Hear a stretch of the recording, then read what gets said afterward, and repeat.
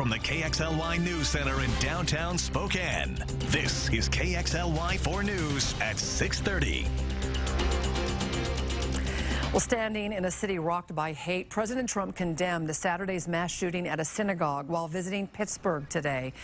And today, two brothers were laid to rest, both with special needs. Their sister had worked for the Pittsburgh Steelers, and in a show of city strength, quarterback Ben Roethlisberger and other team members also came to pay their respects.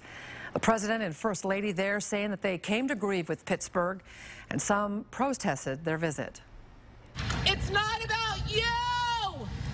Let the families grieve! This is our neighborhood! You are not welcome here!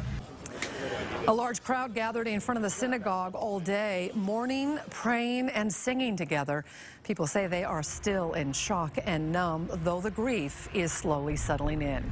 The shooting has renewed conversations about anti-Semitism in the U.S., and the Spokane community has a rare chance now to hear from a woman who knows the effects that kind of hatred can have when allowed to take root.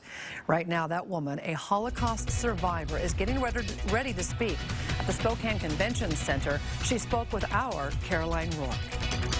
And much of my time was taken up with make-believe games. I was only about 9 or 10 years old at the time when things were at its worst. For Marion Blumenthal Lazan, make-believe games were more than just a way to pass time.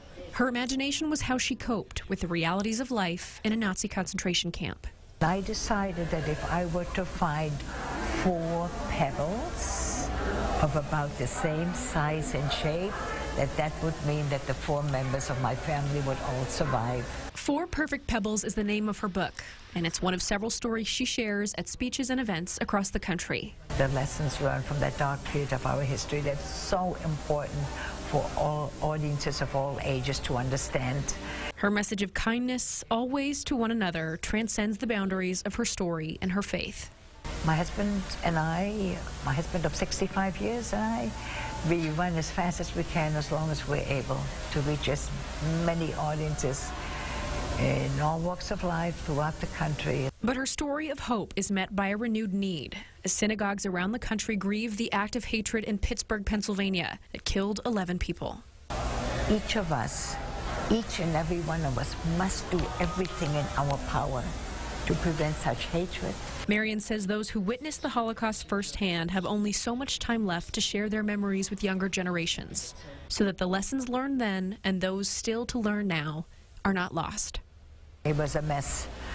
It was bad, bad, bad. So we have to learn from it, yeah. And again, that was Caroline Rourke reporting. Now, Marion's speech starts in just about a half an hour from now at the Spokane Convention Center. We have a KXLY4 crew there. We'll have more of her amazing story tonight on KXLY4 Nightside.